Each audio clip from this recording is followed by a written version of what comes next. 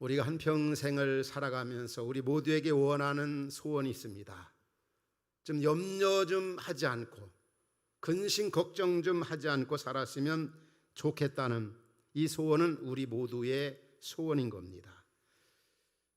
하지만 염려하지 말아야 됨에도 불구하고 우리가 사는 세상을 보면 염려하지 아니할 수가 없습니다. 우리가 보기에 저분만큼은 정말 염려하지 않고 살만하다 이렇게 생각되는 분들도 보면 다 염려가 있습니다. 건강한 사람도 염려가 있고 부유한 사람도 염려가 있고 좋은 환경에 사는 사람도 염려가 있고 속된 말로 자식들이 잘 나가는 사람도 염려가 있고 명예와 권세가 있는 사람들도 보면은 염려가 참 많이 있습니다. 혹간에 보면은 교회 열심히 다니고 믿음 있는 사람들은 염려 없는 것 같게 보일 수도 있습니다. 염려 없을 것이라고 생각할 수도 있습니다. 그러나 다 보면은 크고 작은 염려들이 있습니다. 사실 오늘 시대를 살아가는 우리에게 뿐만이 아니라 예수님 당시에도 또 성경에 나오는 많은 인물도 보면은 염려, 근심, 걱정 참 많이 했습니다. 우리가 잘 아는 모세도 또 우리가 잘 아는 엘리야도 사는 것이 너무 힘들어서 곤고하고 어려운 일을 많이 당하니까 하나님 앞에 자살 기도까지 시도했습니다. 하나님, 차라리 다 죽는 것이 더 낫겠습니다. 내 생명을 취해달라고. 얼마나 힘들고 어렵고 걱정이 많으면 그런 기도까지 했겠습니까? 어떤 분들은 이렇게 얘기합니다. 자녀가 이제 원하는 학교만 들어갈 수 있다면 학교 간다면은 2달이 쭉 뻗고 지낼 것 같다. 또 남편이 좀 실직되지 아니하고 직장 잘 들어가면 걱정 없겠다. 또 자녀가 결혼만 한다면은 죽어도 한이 없겠다. 이렇게 말하시는 분도 있더라고요. 또 건강하기만 한다면은. 그러나 그런 일들이 다 해결되어도 역시 염려, 근심, 걱정은 사람에게 떠나지 않습니다. 오늘 이 시대를 살아가는 특별히 포스트 코로나 시기에 사람들이 염려하는 것이 뭐라고 생각합니까? 제일 큰 염려 중에 하나가 바로 미래에 대한 염려, 불안감입니다. 참 미래를 생각하면 까마득합니다. 이 전쟁 위험과 핵의 위험과 이 자연재해의 어떤 위험과 어제도 북한 노동당 그 75년 창당 그 기념회를 맞이해 가지고 아주 그 열병식을 하는 걸 잠깐 이 매스컴을 통해서 TV를 통해서 지켜보았습니다. 정말 기가 막히더라고요. 완전히 김정은은 인민을 완전히 죽여 세우고 또 인민들은 거기에 참여한 사람들은 김일성이를 신같이 추앙하고 그 열렬한 박수, 눈물을 흘려가면서 그 최첨단 그 신형 그 무기들을 보면은 앞으로 염려하지 않을 수가 없을 것 같아요. 김정은은 연설 중에 어떤 얘기를 하고 있습니까? 자기 어떤 체제 유지를 위해서, 안전을 위해서 인민들을 얼마나 그가 축혀 세웠으면 고맙다는 말을 고맙습니다는 말을 헤아릴 수 없이 아마 10번 이상은 한 것 같아요. 그리고 그 하는 말 가운데 진짜 거짓말하는 것이더라고요. 뭐냐면 어떤 일이 있더라도 우리는 선제 공격을 하지 않겠다고. 여러분 우리가 아는 바처럼 그 말을 누가 믿습니까? 우리가 아는 대로 2010년도에 우리는 백령도 앞바다에 천안함 그 피격 사건을 잘 기억하고 있습니다. 또 같은 해 연평도 포격 사건을 우리가 생각합니다. 또 얼마 전에 6월에 남북 공동 사무실을 그들이 또 폭격한 것을 잘 기억하고 있습니다. 이게 뭡니까? 다 선제 공격한 거 아닙니까? 그리고 앞으로 어떤 일이 있어도 선제 공격하지 않는다고. 그러면서 그 최첨단 최신 전략 무기를 그렇게 만들어 놓고 그렇게 경제난에 시달리는데도 그 인민들, 북한 그 주민들 보면은 그러한 김정은을 추앙하고 신처럼 추대하고 눈물 콧물 흘려가면서 막 울고 그 열병식 그 하는 모습을 보면서 참 우리 국민은 그 모습을 지켜 우리는 염려하지 않을 수가 없어요. 저 많은 최첨단 무기, 저 많은 그 전쟁 준비, 참 우리 미래를 생각하면은 염려하지 않을 수가 없는 것 같아요. 이 한반도의 이 전쟁, 미국을 중심한 일본, 그리고 중국, 러시아, 북한, 그 틈바구리에 우리나라가 있습니다. 정말 미래에 대한 염려, 특별히 코로나 시기를 맞이하면서 더욱 그러하죠. 우리 한치 앞을 내다볼 수 없어요. 염려가 많은 세상. 때로는 염려 가운데 자녀 문제, 또 건강 문제, 우리 죽음에 대한 문제, 그러나 염려 중에 또 염려가 있습니다.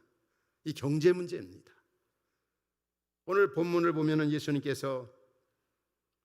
당시에도 이 본문이 제자들에게 중생한 그리스도인들에게 주시는 말씀이지만은 염려를 정말 많이 한 것 가운데 하나가 바로 먹고 입고 사는 문제인 것 같아요. 그 예수님께서 제자들에게 뭐라고 말씀합니까? 뭘 먹을까? 뭘 마실까? 뭘 입을까? 염려하지 말라. 먹을 것 때문에 염려하는 인생을 향해서 공중의 새를 보아라. 입는 것 때문에 걱정하는 인생을 향해서 들의 백합화를 보아라. 염려하지 말라. 걱정하지 말라. 두려워하지 말라. 염려, 근심, 걱정, 두려워하는 사람을 가리켜서 예수님이 뭐라고 말씀합니까? 이거는 믿음이 적은 거다. 믿음이 적은 자들아 하면서 이런 것들의 관심은 하나님 없는 이방 사람들의 관심이다 이렇게 말씀하셨어요. 이런 말씀을 들을 때 예수님은 너무 우리 현실을 모르시는 것 같아요. 그런 것처럼 느껴지죠. 이 어려운 시대에 이 경제적으로 얼마나 어렵습니까? 온 나라가. 이런 때 직장 문제나 앞으로 살 거 걱정하지 말라. 우리 현실과 너무 거리가 먼 얘기처럼 들려질 수 있어요. 들려지고 있습니다. 그럼에도 불구하고 우리 주님 말씀합니다. 염려하지 말라. 걱정하지 말라. 두려워하지 말라. 하나님 없는 사람들처럼 거기에 최대 관심을 두고 살지 말라는 거죠.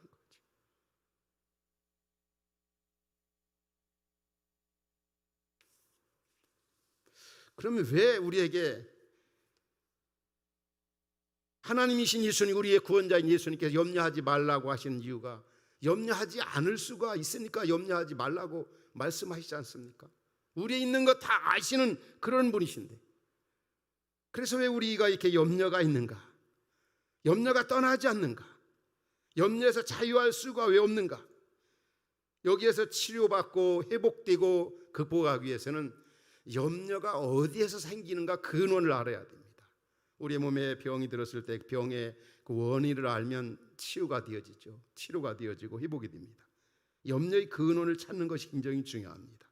그럼 염려가 어디에서 발생되고 발단되고 그 염려 근원이 뭔가? 오늘 본문은 그렇게 말씀합니다. 하나님 아버지를 불신하는 가운데서 염려가 일어난다는 사실이다. 생긴다는 거죠. 하나님을 전적으로 의지하지 않는 데서. 우리가 믿는 하나님 아버지가 어떤 분입니까? 창조주 하나님이십니다. 주권자이신 하나님이십니다. 모든 걸 다스리고 통치하신, 전능하신 하나님, 못하실 것이 없으신 분이고 전지하신 하나님, 다 아시는 하나님인데 이 하나님을 신뢰하지 않고 전적으로 의지하지 않는 가운데, 불신하는 가운데 염려가 생겨난다는 사실입니다. 우리는 염려에서 자유하려면 하나님이 얼마나 우리를 사랑하신다는 걸 알아야 합니다. 우리가 잘 아는 요한복음 3장 16절에 하나님께서 뭐라고 말씀해? 하나님이 세상을 이처럼 사랑하사 독생자를 주셨으니 예수 그리스도의 아들을 내어 주시기까지 우리를 사랑하셨어요. 그 정도면 되지 않아요? 로마서 8장 32절에 뭐라고 말씀합니까?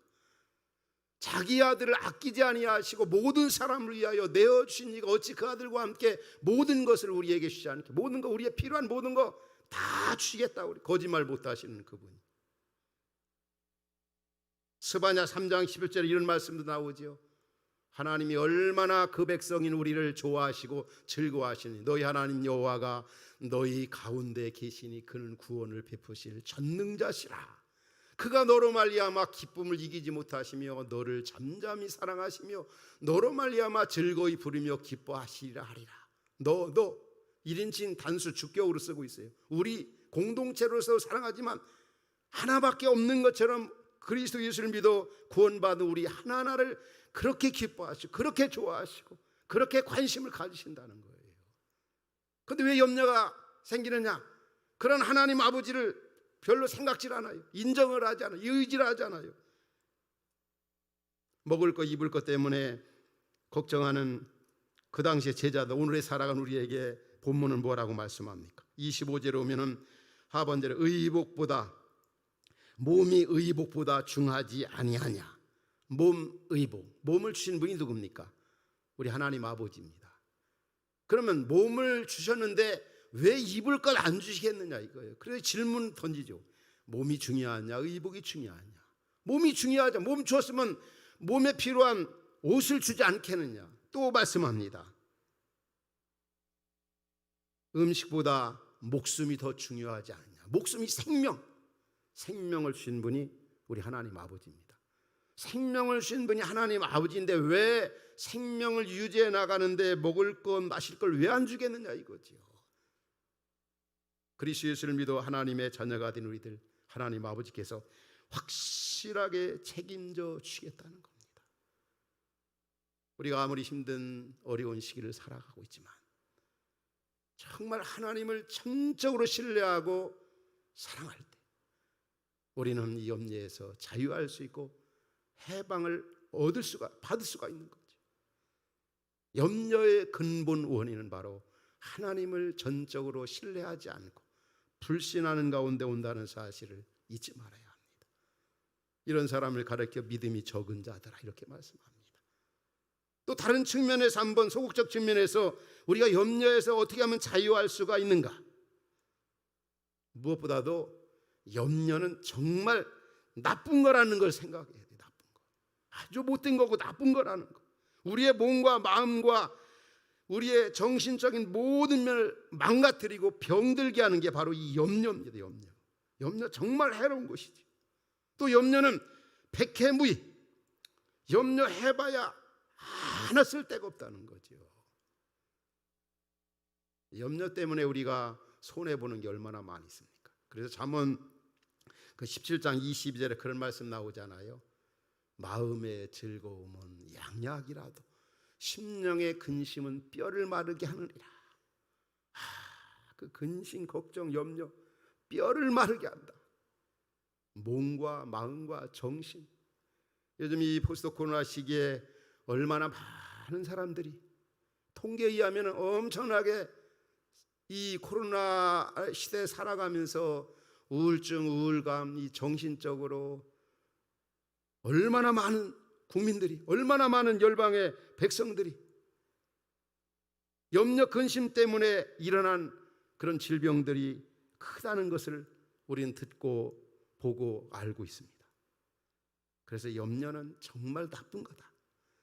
염려는 백해 무익한 거다. 아무 쓸데가 없다는 거죠. 염려하면 정말 미련하고 어리석은 거다 말이에요. 27절에 그런 말씀까지 했죠. 예수님께서 너희가 염려함으로 뭐라고 그랬습니까? 키를 한 자라도 더 할 수 있느냐?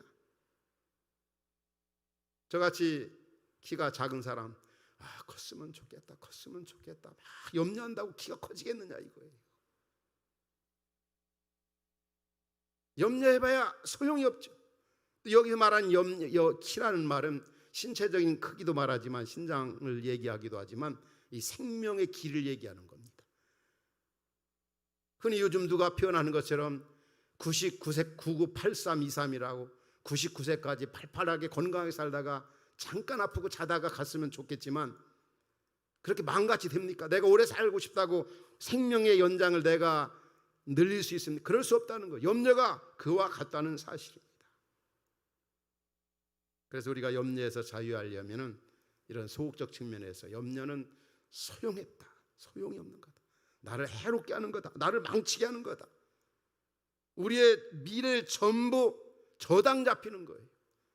대부분의 사람들 염려, 근심, 걱정은 일어나지 않을 일에 대해서 염려하고 있다는 거예요. 90% 적어도 이상. 그러니까 아무 소용이 없는 거예요. 그 귀한 시간, 그 귀한 그 기회를 다 염려에다가 빼앗겨 버린다면은 얼마나 어리석은 일이겠습니까? 그래서 우리가 염려하는 거는 아주 어리석고 미련한 짓이다, 이렇게 생각하는 게 좋아요. 그럼 적극적인 측면에서 염려에서 자유함을 얻기 위해서 우리가 가져야 할 그 자세가 뭡니까? 하나님 말씀이 염려하지 말라, 염려하지 말라 했다고 해서 가만히 있으면 되겠습니까? 가만히 있는다고 무슨 직장 문제나 경제적인 문제가 해결됩니까? 건강이 저절로 옵니까? 적극적인 태도가 중요합니다. 창세기 42장에 보면 그 야곱의 아들이 12명 아닙니까? 그 중에 한 사람 요셉이 이제 애굽으로 팔려가 가지고 이제 총리가 됐습니다. 근데 애굽에는 풍년이 들었습니다. 근데 야곱이 10아들 11아들을 데리고 사는 가나안 땅은 흉년이 들었습니다. 너무 어려워요. 그러니까 야곱이 어느 날 11명의 아들들에게 얘기합니다. 야, 지금 굶어 죽을 지경인데 왜 이렇게 방에만 들어앉아 있느냐. 요즘 말한다면 맨날 낮에는 잠자고 밤에는 딴짓하고 낮밤을 가려가면서 낮에 이불 쓰고 누워있고 11명의 아들들이, 그 야곱 아버지가 볼 때 기가 막히잖아요. 그래서 어느 날 그 아들들을 불러가지고 야, 너희들 왜 이렇게 서로 관망만 하고 있느냐. 빨리 일어나 일 좀 하라고, 일 좀 하라고. 저 애굽 나라에 풍년이 들었다니까 가서 좀 곡식을 사오라고. 이렇게 있다고 하는 다 굶어 죽겠다고. 우리 염려 근심 하지 않는다고 가만히 있는 게 아닙니다. 이 코로나 시기라 해서 뭐 교육이나 훈련도 하지 않고 그냥 가만히 그냥 걱정만 하고 있으면 되겠습니까? 이런 시대 속에서도 하나님이 주시는 은혜가 있습니다. 우리 교회가, 저나 여러분들이 해야 할 일이 있습니다. 자꾸 노력하고 개발하고 변화를 시도하고 열정을 내고, 이 온라인 원격 시대지만 여기에서 할 수 있는 최선을 다하는 거죠. 그런 것처럼 염려 많은 이 시대 속에서 여기서 자유하려면 어떻게 되느냐? 우리 주님께서 가르쳐 주고 계십니다. 무엇보다도 염려 근심에서 자유할 수 있는 일은 하나님 앞에 적극적으로 기도하는 겁니다. 기도. 이 마태복음 6장 산상수훈 6장에 보면 제일 많이 주는 교훈이 두 가지입니다. 첫 번째는 기도에 관한 교훈이 많아요. 기도. 특별히 주님께서 가르쳐준 주기도문이 나오잖아요. 하늘에 계신 우리 아버지의 이름이 거룩히 여김을 받으시며, 6장 9절 이하금 너희는 이렇게 기도하라. 또 하나님이 받으시는 기도에 대해서 말씀합니다. 은밀한 기도, 간절한 그 기도. 계속 왜 이 기도에 관한 교훈을 하셨을까? 염려하지 말라고 하면서 왜 기도에 관한 교훈을 예수님이 가르쳐 주실까? 정말 기도하지 아니하고서는 염려에서 자유할 수가 없기 때문에, 특별히 먹고 입고 사는 문제 때문에 자유하려면 기도하라는 거, 기도하라는 거. 우리가 잘 아는 빌립보 4장 6절 이하에서 뭐라고 말씀합니까? 아무것도 염려하지 말고 다만 모든 일에 기도와 간구로 너희 구할 것을 감사함으로 하리라. 염려하지 말고 감사를 담아서 이 어려운 시대를 살아가지만 기도하라는 거예요. 기도하라는 거예요. 우리에게 이 고난의 때를 주는 이유는 다른 거 아무것도 없습니다. 하나님 앞에 꿇 엎드려 기도하라는 거예요. 너는 내게 부르짖으라. 또 환난 날에 나를 부르라. 기도하라고. 염려로 다 주님께 내어 맡길 때, 염려를 맡길 때 자유할 수 있는 겁니다.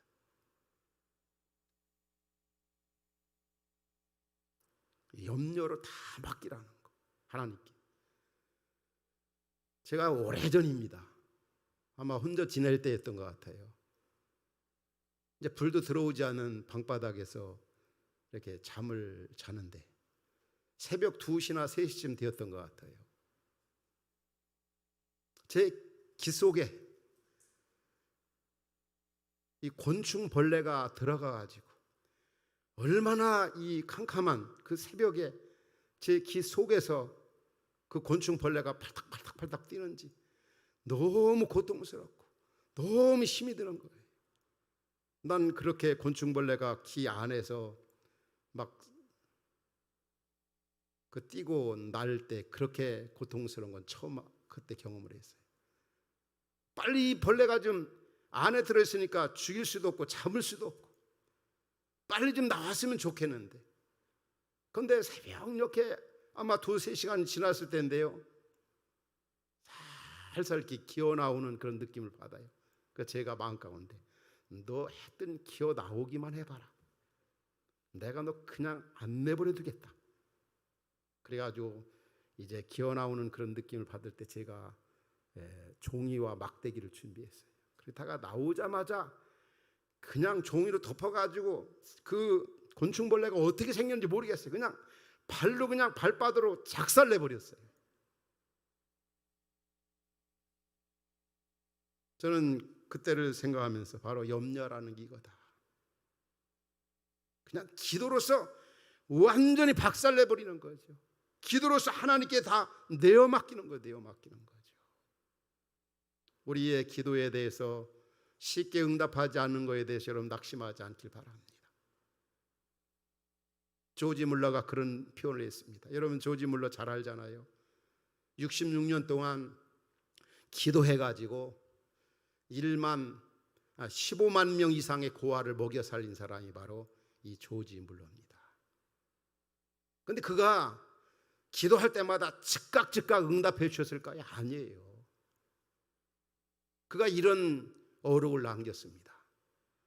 나는 하나님께서 내가 기도할 때 쉽게 응답해 주시지 않은 것에 대해서 감사한다. 왜냐하면 너무 쉽게 응답해 주시면 기도하기를 쉴 수 있기 때문에 기도 쉽게 응답해 주시지 않은 것에 감사한다는 거죠. 오늘 혹 우리는 그렇게 생각할 수 있어요. 내가 기도하면 하나님이 뭐든지 다 그때 즉각 응답해 준다. 여러분 그렇게만 생각하지 말아야 합니다. 응답 안 해주시는 것도 있고 응답 안 해주시는 그 더딤 속에서 주시는 은혜가 있습니다. 지금 코로나 시기 어느 때까지니까 그 힘든 시기를 살아가지만 그럼에도 불구하고 이런 속에 주시는 은혜들이 있습니다. 그래서 그 과정 속에서도 하나님 우리를 연단시키고, 오늘 우리 특송 속에서도 그런 가사가 있죠. 고난이나 어려움이나 광야에서도 우리를 연단시키려고, 은혜 주시려고, 기도응답에 대해서 더디게 하신 이유가 바로 거기 있다는 사실이에요. 따라서 오늘 우리는 하나님을 우리가 원하는 식으로, 내가 원하는 대로 하나님을 만들려고 하지 말아요. 그런 하나님으로 생각하지 말아야 돼요. 하나님은 내가 원하는 거 다 들어주신다. 하나님을 내가 원하는 하나님으로 이용하지 않길 바랍니다. 하나님은 분명히 우리 염려, 근심, 걱정 그런 부분에 대해서 기도로 내어 맡길 때 책임져 주시고, 그러함 속에서 우리는 염려를 극복할 수가 있고 해방받을 수가 있습니다. 지난 주간에도 어느 그 장로님 부부 자녀 결혼식에서 참석을 했습니다. 그 장로님 부부는 우리 교회를 한 20년 가까이 충성스럽게 섬겼던 부부십니다. 특별히 기도 생활에 아주 충실했던 부부입니다. 그런데 그 권사님이 늘 새벽마다 기도할 때 앞쪽에 앉아 이렇게 기도를 하셨어요.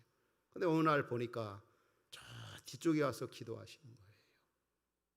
그래서 제가 이렇게 낮에 만났을 때 권사님 왜 요즘에 뒤에 가서 기도하시느냐고. 그러니까 목사님, 요즘에 우리 아이들이 사춘기라 너무 힘들다고.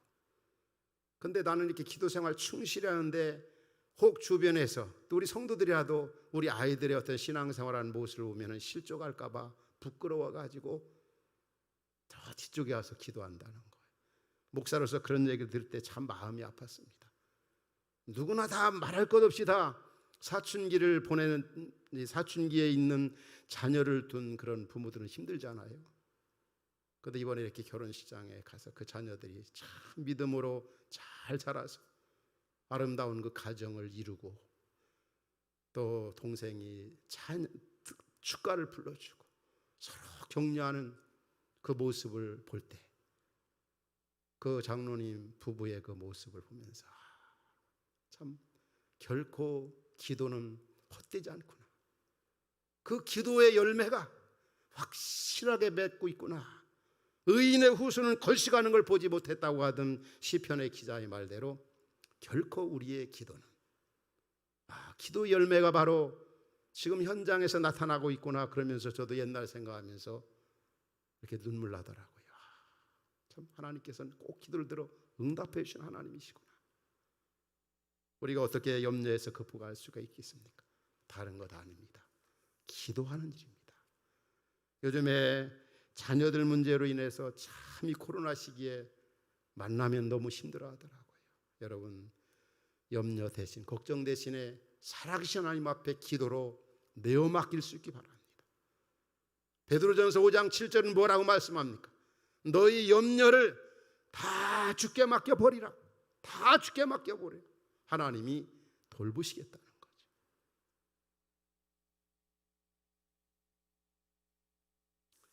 또 한 가지, 마지막은 바로 과거로부터 오늘의 이르기까지 하나님이 주신 은혜를, 그 사랑을 기억하는 데 염려에서 자유할 수가 있습니다. 옛날부터 오늘까지 하나님께서 우리에게, 나에게 주신 그 사랑, 그 은혜를 기억해 보라는 겁니다. 기억해 보라는 거. 그러면 현재 아무리 어렵고 힘들더라도 얼마든지 이겨나갈 수 있는 힘을 주시고 감당할 수 있는 능력을 주신다는 확신, 믿음을 갖게 되어지는 거죠. 우리 흩어진 화평 가족들이 안 바와 같이 제가 2019년도 1월 27일 31주년 주일 예배 때 흩어진 교회로 가겠다고 이렇게 선포를 했습니다. 일방적이죠. 뭐 하나님 앞에 기도한 이후에 하나님께서 너 가라, 이런 확신을 주셔서 저 가겠습니다. 그러나 저 가는 길 하나님이 책임져 주셔야 돼요. 이런 기도를 드린 이후에 저는 결단했고 우리 성도들에게 또 교회 앞에 선포를 했습니다. 그러나 그때는 우리 흩어진 화평 가족들이 아는 것처럼 장소도 정해지지 아니했고 또 뭐 예산적인 그런 문제도 없었고 또 따라갈 함께할 사람도 아무도 정해지지 않았습니다. 장소나 예산이나 사람이나. 그러나 저는 이러한 일을 할 때 옛날 그 개척 때 초기를 생각하는 겁니다. 아무것도 보이지 않는 1988년도 1월 돌이켜보면 그 어느 것 하나 하나님의 은혜, 돌보심이 없는 게 하나도 없습니다. 다 전적인 99% 하나님 은혜가 아니라 100% 하나님의 은혜였다는 거. 돌이켜보면 이런 어떤 면에 보면 보이지 않는 그런 흩어지는 교회 이 일은 인간적으로는 정말 할 수 없는 그런 일이죠. 제가 때로는 그런 표를 합니다. 제정신 가지고는 할 수 없는 일이 이런 일이 아닌가 그런 생각도 되어진다. 그러나 과거에 하나님이 저와 우리 화평교회 주신 은혜와 그 복들을 생각하면 앞으로 하고자 하는 일에 대해서도 너무나 확신과 감사가 생긴다는 거죠. 오늘 여러분 현재 너무 힘듭니까? 어렵습니까? 아무것도 보이지 않습니까? 과거로부터 오늘의 일까지 하나님이 우리에게, 여러분에게 주신 은혜들을 기억하십시오. 예수 그리스도는 어제나 오늘이나 영원토록 동일하신 분입니다. 주의 선하심과 인자하심과 그 아름다우심이 정녕 주님 앞에 가는 그날까지 우리를 책임져 주신다는 사실입니다. 그 힘든 때, 그 어려운 때도 하나님이 이겨나가도록 역사하시고 나를 여기까지 보호하시고 함께 하시고 지켜주셨는데 이 코로나 이 시기에도 마찬가지고 앞으로도 주님 앞에 가는 그날까지 변치 아니하시는 그분은 우리를 그리스도의 사랑으로 강권하시고 성령으로 우리를 매이게 하시고 그분의 은총의 포로가 되게 하셔서 우리를 끝까지 책임진다는 이런 사실을 이 말씀에 입각해서 우리가 확신을 가질 때 염려, 근심, 걱정에서 자유할 수 있는 겁니다. 더 중요한 것이 있습니다.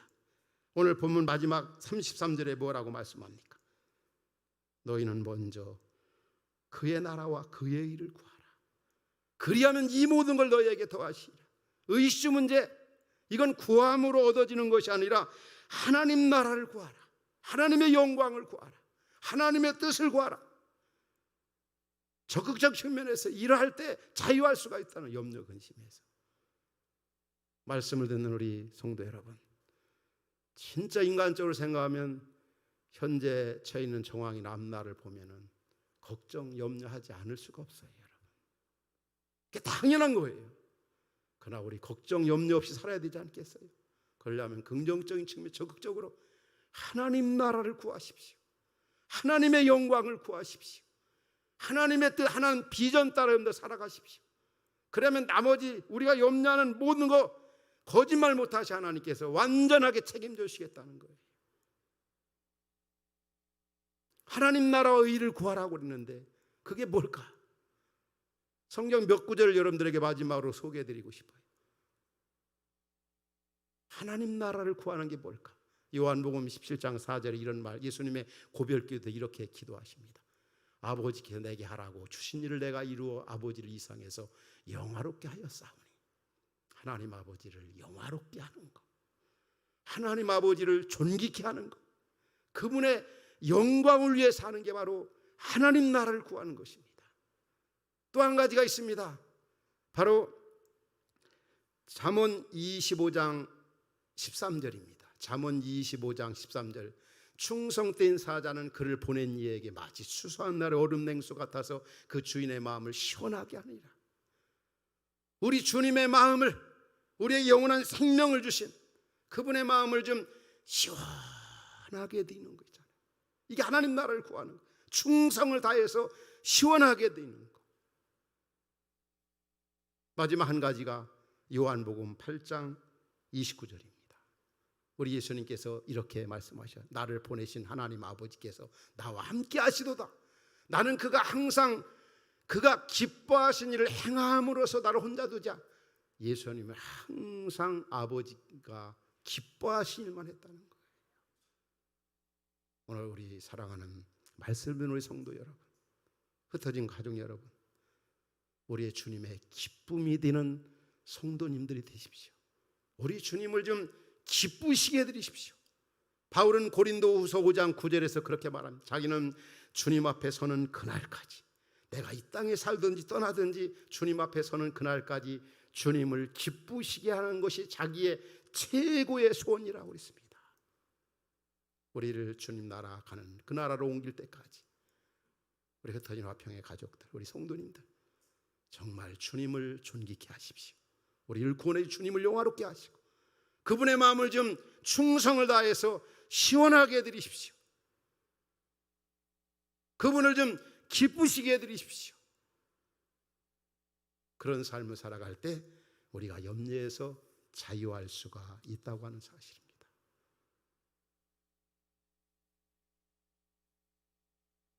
우리는 참 힘든 때를 맞이했고 살아가고 있습니다. 앞으로 우리의 생애가 길지 짧을지 모릅니다. 무슨 일을 만나는지 모릅니다. 우리에게 계속 들려오는 소식은 우리를 불안하게 하는 소식들, 염려하지 않을 수 없는 그런 소식들만 들려오고 있습니다. 이런 시대 속에 살아가는 우리 성도 여러분들에게 우리 주님 말씀하십니다. 염려하지 말라, 걱정하지 말라, 두려워하지 말라. 너 그거 대신에 기도하라, 기도하라. 너 옛날부터 오늘 이리까지 주신 은혜를 너 한번 기억해봐라. 너 주저앉지 말고 하나님 나라 구하라. 하나님 기쁘시게 하는 일에, 하나님 마음을 시원하게 하는 일에, 하나님 앞에서 정말 이 영화롭게 한 일이라든지 그 충성을 다한 일이라든지 이런 일에 힘쓰라. 그리하면 염려에 근심에서 자유할 수 있다.